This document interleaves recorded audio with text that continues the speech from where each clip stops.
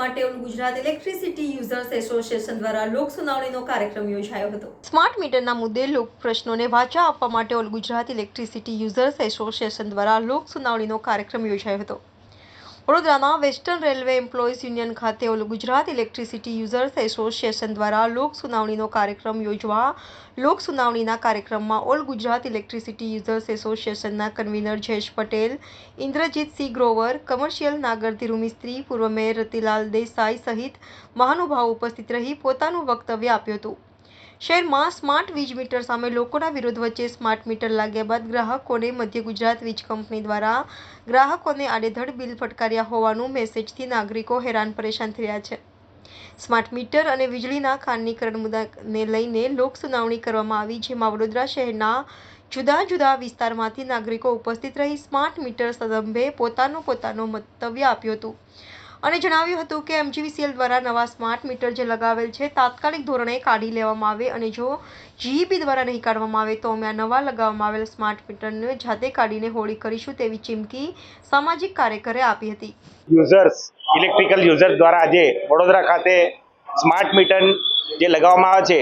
તે મીટર તાત્કાલિક ધોરણેથી હટાવવા માટે અને તેની જે ગેરરીતિઓ છે એમાં જે ખોટ થાય છે એ બાબતની ચર્ચા વિચારણા હતી। વડોદરા શહેરના વરિષ્ઠ આગેવાનો અને ઇલેક્ટ્રિક વાપરતા યુઝરોની અહીંયા મિટિંગ થઈ, એમાં મને પણ એક આમંત્રણ હતું। અત્યારે પોતાની આપવીતી સુનાવતા આજે સ્માર્ટ મીટરો જે લોકોના ઘરે લાગ્યા છે એમાં કેટલાક લોકોને આજે એક જ મહિનાની અંદર જ્યારે સામાન્ય મીટરમાં 1500 રૂપિયા મીટર બિલ આવતું હોય ત્યારે આજે 4,500-5,000 રૂપિયાના જે કૌભાંડ બહાર આવ્યા છે ને એની અંદર મીટર આવે છે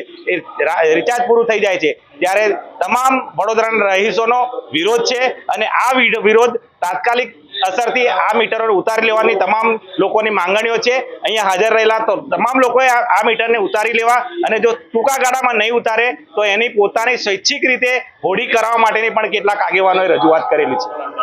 મહેશ સોલંકી, સામાજિક આગેવાન, all Gujarat electricity users association દ્વારા આપણે સૌ જાણીએ છીએ કે જેવી રીતે સ્માર્ટ મીટર લગાવવામાં આવ્યો હતો અને લોકોનો રોષ હતો એને વાચા આપવા માટે અમે લોકોએ અહીં લોક સુનાવણીનો પ્રોગ્રામ રાખ્યો છે, જ્યાં વિવિધ આખા વડોદરા શહેરથી લોકો આવવાના છે। એમના મંતવ્ય આપવા માટે આ સ્માર્ટ મીટર્સ શું છે અને એમને લગાવવાનું જોઈએ કે નહીં લેવું જોઈએ અને જે ઇલેક્ટ્રિસિટીનું ખાનગીકરણ થઈ રહ્યું છે એના માટે આપણે કરી રહ્યા છીએ। આપણે જે વાત કરીએ સ્માર્ટ મીટર લગાવવાથી કેટલું ગ્રાહકોને ફાયદો થાય, કેટલું નુકસાન થાય, શું થયું? આપણે તો આજે આપણે જાણીએ છીએ કે સ્માર્ટ મીટર એક માત્ર જે ઇલેક્ટ્રિસિટી એમેન્ડમેન્ટ બિલ 2022 છે એનો એક નાનકડો અંશ છે અને આપણે જોયા છે કે લોકો કેટલા રોષમાં છે, એના કારણે લોકોના ઘરના બિલ વધી ગયા છે અને લોકો હેરાન પરેશાન થઈ રહ્યા છે। લોકો રોજ કમાવે છે, રોજ ખાવે છે, તો એ કેવી રીતે ચાલશે? અને આ તો માત્ર કુછ પૂંજીપતિઓને ફાયદા કરવા માટે આ જે નીતિ છે એ લઈને આવી રહ્યા છે એના અને લોકોને હેરાનગી કરવા માટે આવી રહ્યા છે। અમારે થકી લોકોને શું કહેતો? આમાં તો કહી શકીએ છીએ કે આપણે સૌ જે નીતિ છે ઇલેક્ટ્રિસિટી એમેન્ડમેન્ટ બિલ 2022 અને જે સ્માર્ટ મીટર લગાવવામાં આવ્યું છે જેને કારણે લોકો હેરાન પરેશાન થઈ રહ્યા છે એમને સાથે મળીને જે લોકોનો છે કે સ્માર્ટ મીટર નહીં લાગવું જોઈએ, અમે સહી ઝુંબેશ પણ ચલાવી હતી અને લોકોનો એક જ મન છે કે એમને સ્માર્ટ મીટર જોતે નહીં અને જ્યાં પણ સ્માર્ટ મીટર લાગી ગયો છે પર પાછા ખેંચવામાં આવે એ લોકોની